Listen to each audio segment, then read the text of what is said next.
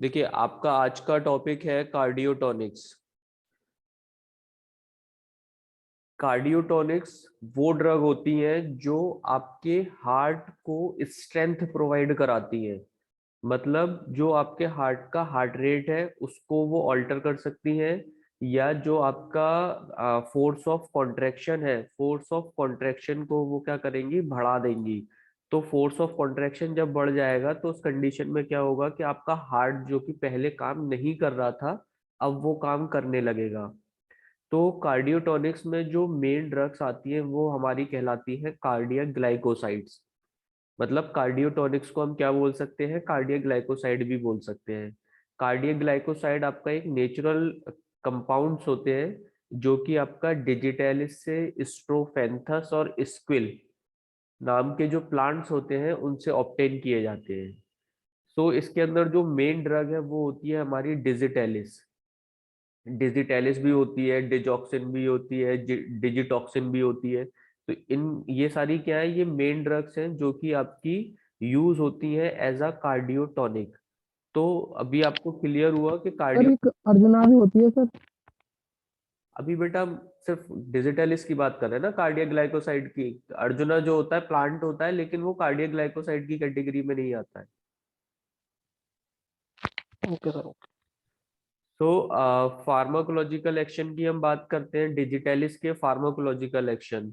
तो pharmacological action मतलब हमको सबसे मेन एक्शन किस पे देखना है, हार्ट के ऊपर देखना है, क्योंकि हम कौन सी कैटेगरी की ड्रग पढ़ रहे हैं, कार्डियोटॉनिक्स। तो कार्डियोवेस्कुलर एक्शन मतलब यदि किसी पेशेंट का हार्ट फेल हो रहा है उसको हम क्या बोलते हैं, congestive cardiac failure. Congestive cardiac failure का यदि कोई पेशेंट है तो उसको यदि आप ये डिजिटलिस दोगे तो उसका उसके हार्ट के ऊपर ये क्या क्या एक्शन शो करेगी। तो सबसे पहला काम क्या करेगी, कॉन्ट्रैक्टिलिटी। कॉन्ट्रैक्टिलिटी को बढ़ा देगी। कॉन्ट्रैक्टिलिटी को कैसे बढ़ाएगी, digitalis has the direct action on the myocardium. जो आपकी हार्ट की मिडिल लेयर होती है मायोकार्डियम, उसके ऊपर ये डायरेक्ट एक्शन करती है। It increases the force of systolic contraction of the heart muscles. जो आपका सिस्टोलिक होता है, सिस्टोलिक का मतलब जब आपका हार्ट कॉन्ट्रैक्शन करता है। कॉन्ट्रैक्शन करता है मतलब उस टाइम पे वो ब्लड को आपकी बॉडी में फेंक रहा होता है। सही है। तो जब जितना ज्यादा वो तेजी से कॉन्ट्रैक्ट होगा उतना ही ज्यादा पूरा का पूरा एम्पिटी हो जाएगा। मतलब एम्पिटी का मतलब उसके अंदर कुछ भी ब्लड नहीं रहेगा। तो उसकी वजह से जो आउटपुट होगा वो भी बढ़ जाएगा। तो अभी आप सपोज करो कोई ऐसा पेशेंट है जिसको हार्ट फेल हुआ है, मतलब उसका हार्ट जो है वो कॉन्ट्रैक्ट नहीं कर रहा है ना। तो उस कंडीशन में जब आप ये ड्रग दोगे डिजिटलिस तो उसका हार्ट क्या पूरी तरीके से कॉन्ट्रैक्ट करने लगेगा और वो ज्यादा से ज्यादा ब्लड को ऑर्गन्स तक भेजने लगेगा। तो उससे क्या है, फोर्स ऑफ कॉन्ट्रैक्शन बढ़ जाएगा, कॉन्ट्रैक्टिलिटी बढ़ जाएगी। सेकेंड एक्शन ये क्या करती है, हार्ट रेट के ऊपर। हार्ट रेट को यदि आप किसी पेशेंट को डिजिटलिस देते हो स्मॉल डोजेज में, तो वो क्या करेंगी, हार्ट रेट को डिक्रीज कर देंगी। अब ये एक्शन जो है वो मतलब इसका इनडायरेक्ट एक्शन आप बोल सकते हो डिजिटलिस का। वो कैसे करती है कि डिजिटलिस डायरेक्टली हार्ट के ऊपर ना काम करके जो आपकी वेगस नर्व होती है, जो कि आपकी 10th क्रेनियल नर्व है, वेगस नर्व, उस नर्व को स्टिमुलेट करती है। उस नर्व के स्टिमुलेशन से क्या होता है, आपका हार्ट रेट जो है वो कम हो जाता है। तो डिजिटलिस के दो मेन फंक्शन आपको समझ में आ गए, पहला कॉन्ट्रैक्टिलिटी, दूसरा हार्ट रेट। इसके बाद थर्ड वन है कंडक्शन वेलोसिटी। कंडक्शन वेलोसिटी क्या होती है कि जो इम्पल्स जनरेट हो रही है, इलेक्ट्रिकल इम्पल्स जो आपके हार्ट में जनरेट हो रही है, वो कहाँ से होती है, हमारी ऐसे नोड से। ऐसे नोड से जो इम्पल्स जनरेट हो रही है वो आपके ऐसे नोड से एवी नोड, फिर bundle of phase, then Purkinje fibre, यहाँ तक जब वो ट्रेवल कर रही है तो उसको हम बोल रहे हैं कंडक्शन वेलोसिटी। तो डिजिटलिस क्या करती है, the conduction velocity slightly increased in the atria and the ventricles by small doses of the digitalis. तो ये भी इसका क्या है, वेगल एक्शन है। मतलब कि ये वेगस नर्व को स्टिमुलेट करके कंडक्शन वेलोसिटी को थोड़ा सा बढ़ा देती है। इसके बाद जो नेक्स्ट फंक्शन है वो क्या है, ऑटोमेटिसिटी।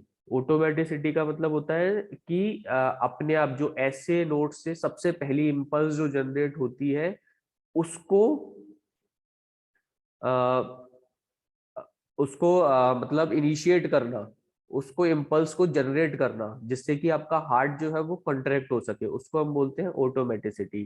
तो digitalis increases in digitalis has the capacity, has the ability to increases the Purkinje fibres and the ventricular muscles to initiate the impulse, and this lead to the development of ventricular extrasystole or even ventricular fibrillation। तो उसकी वजह से क्या होता है कि जो impulse generate हो रही है ऐसे नोड से, वो पूरा का पूरा आपके एवी नोड से बंडल ऑफ हिस, और बंडल ऑफ हिस के बाद पुरकिंजे फाइबर्स तक जाती है, जिसकी वजह से आपका पूरा हार्ट जो है वो कॉन्ट्रैक्ट करता है और पूरे हार्ट के अंदर इलेक्ट्रिसिटी जो है वो जनरेट होती है। अब नेक्स्ट फंक्शन क्या करती है डिजिटलिस, ब्लड प्रेशर के ऊपर। Intravenous administration in the normal individual show increase in the mean arterial pressure while the person with the CCF show a no such increase।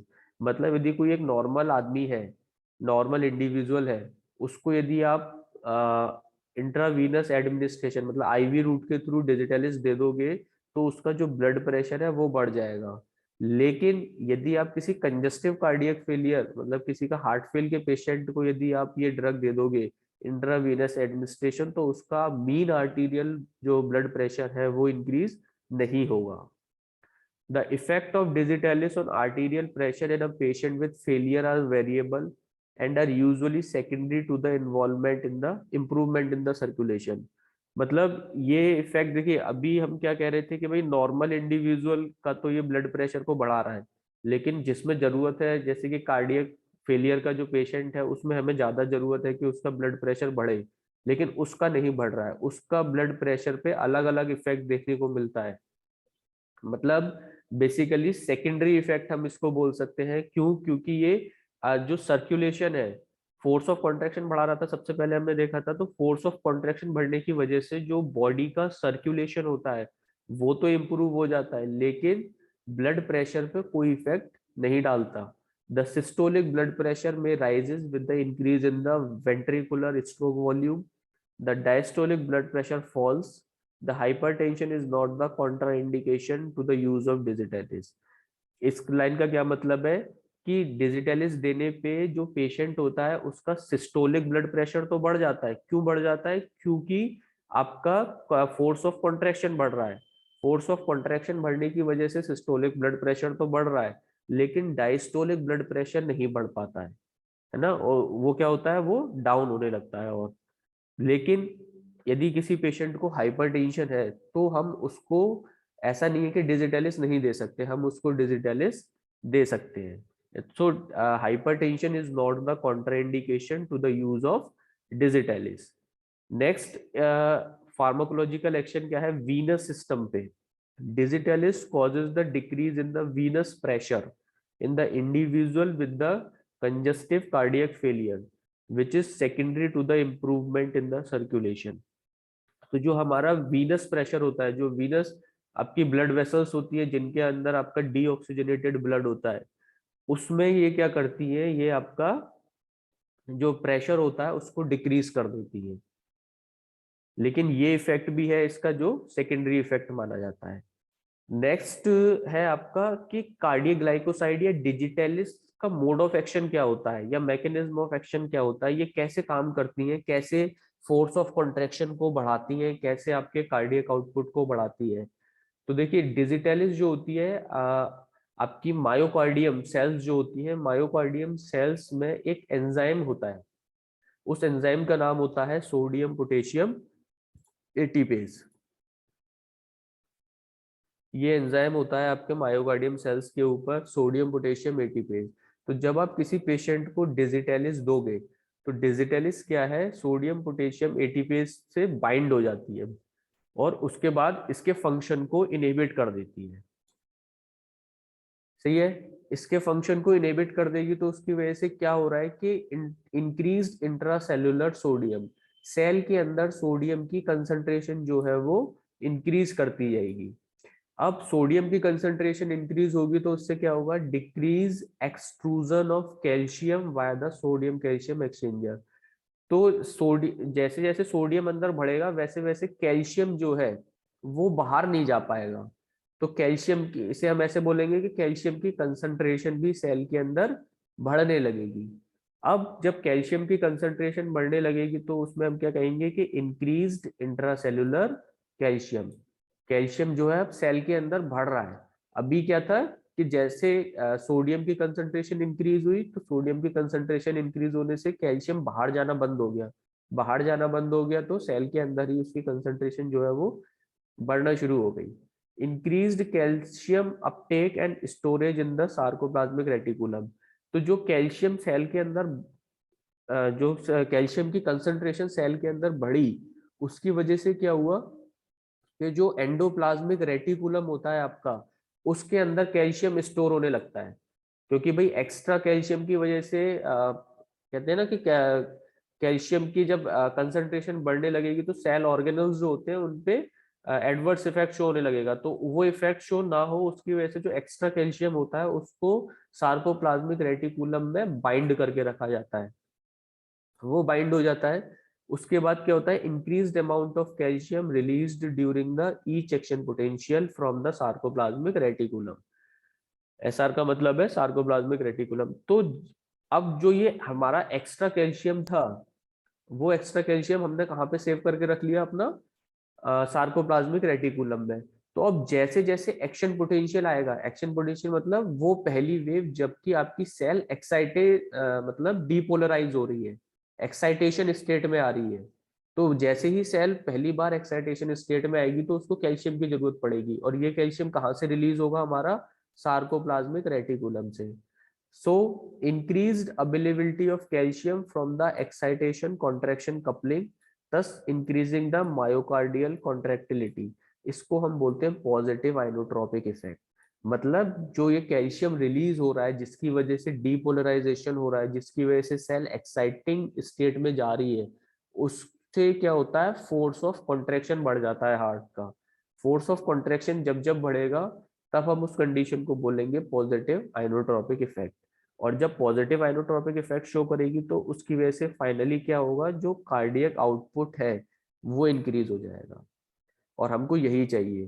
किसी भी पेशेंट का जिसका कि हार्ट फेल हो रहा है या जिसका हार्ट फेल हो चुका है, उसको यदि हम डिजिटेलिस देंगे तो हमारा जो मेन फंक्शन होगा वो क्या होगा, कार्डियक आउटपुट को बढ़ाना। तो अभी एक बार दोबारा देखते हैं कि डिजिटेलिस ने क्या किया, कि डिजिटेलिस ने सबसे पहले सोडियम पोटेशियम एटीपीएस पंप पे बाइंड करके उसको इनहिबिट कर दिया, जिसकी वजह से सोडियम की कंसंट्रेशन सेल के अंदर बढ़ने लगी, है ना। सोडियम की कंसंट्रेशन बढ़ने लगी तो उसने इनडायरेक्टली क्या किया, जो कैल्शियम बाहर जा रहा था सेल के उसको रोक दिया। उसकी वजह से क्या हुआ कि कैल्शियम की कंसंट्रेशन सेल के अंदर बढ़ने लगी। तो जो कैल्शियम एक्स्ट्रा कैल्शियम जो पहले बाहर जा रहा था वो बाहर ना जाके सेल के अंदर ही इकट्ठा हो रहा है। उसके इकट्ठा होने की वजह से क्या हो रहा है कि पॉजिटिव आइनोट्रोपिक इफेक्ट देखने को मिल रहा है। और वो इफेक्ट से क्या होता है कि कार्डियक आउटपुट जो है हमारा वो इंक्रीज हो जाता है।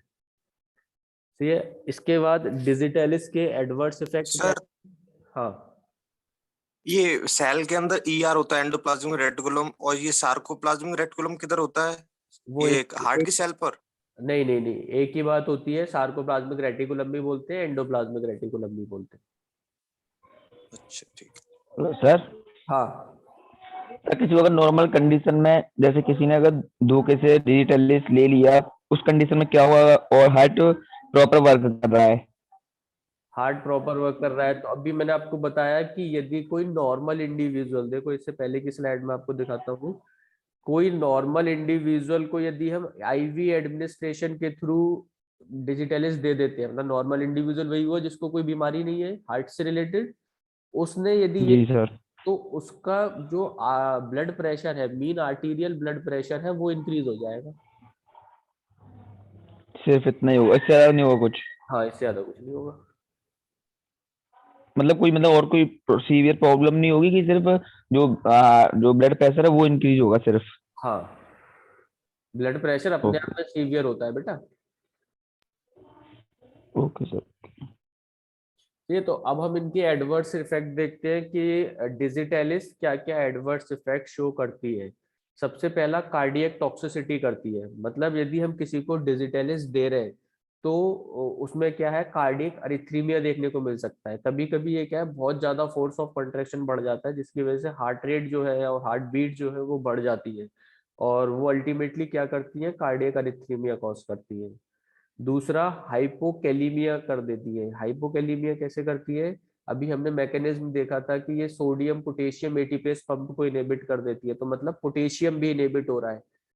तो पोटेशियम की कमी होने की वजह से क्या हो जाता है, हाइपोकैलीमिया की कंडीशन देखने को मिलती है।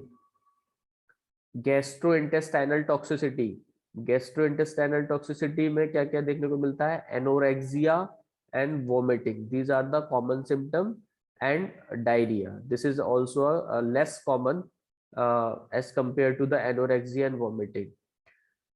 न्यूरोलॉजिकल टॉक्सिसिटी में हम क्या देखते हैं, वर्टिगो, वर्टिगो का मतलब होता है चक्कर आना। Visual disturbance including the appearance of dancing and the flickering dots, ऐसा दिखता है पेशेंट को कि उसकी आंखों के सामने कुछ मतलब डॉट्स जो है वो डांस कर रही है, फ्लिक हो रही है, मतलब एक तरीके से ऐसे बोल सकते हो जो फ्लैश लाइट होती है ना, वैसे देखने को मिलता है। उस कंडीशन को बोलते हैं dancing and flickering dots. Disturbance in the colour vision, मतलब इवन कलर को भी जो पेशेंट होते हैं वो आइडेंटिफाई नहीं कर पाते कभी कभी। Headache is fairly common, some patient may experience tingling and the numbness in the lips, tips of the nose, cheeks and the ear, मतलब इस जगह पे उनको numbness फील होगी, कोई भी सेंसेशन फील नहीं होगी। confusion, delirium and the psychotic behavior may occur in the elderly sir patient। Numbness मतलब? numbness मतलब सुन्नपन। Okay sir okay. तो जो आपके लिप्स है, नोज है, चीक्स है, मतलब गाल है, आपके कान है, इस जगह पे आपको एक सुन्नपन सा फील होगा, जो कि इस दवाई को एक लंबे टाइम तक लेते हैं। सही है, तो ये कुछ न्यूरोलॉजिकल टॉक्सिसिटी है जो कि डिजिटेलिस जो पेशेंट ले रहे हैं उनमें देखने को मिलती है। लास्ट है आपका थेरापुटिक यूजेस, मतलब डिजिटेलिस को हम किस किस कंडीशन में यूज कर सकते हैं। मैंने आपको पहले भी बताया कि it is a inotropic drug, contractility पे इसका इफेक्ट होता है, तो हम इसको कहाँ यूज कर सकते हैं, कंजस्टिव कार्डियक फेलियर, मतलब वो कंडीशन जिसमें कि आपके हार्ट का जो आउटपुट होता है वो कम होता है या बिल्कुल भी नहीं होता। लेफ्ट वेंट्रिकुलर फेलियर, जब आपका वेंट्रिकल्स जो है वो प्रॉपर एम्प्टी नहीं हो रहे हो, तब उस कंडीशन में हम इनका यूज कर सकते हैं। पैरोक्सिमल आर्टीरियल ट्रेकिकार्डिया, पैरोक्सिमल आर्टीरियल ट्रेकिकार्डिया मतलब जब आपके एट्रियम वेंट्रिकल से ज्यादा कॉन्ट्रैक्ट हो रहे होंगे, तब उस कंडीशन में हम इसका यूज कर सकते हैं। आर्टीरियल फाइब्रिलेशन में हम इसका यूज कर सकते हैं, और आर्टीरियल फ्लूटर में हम इसका यूज करते हैं।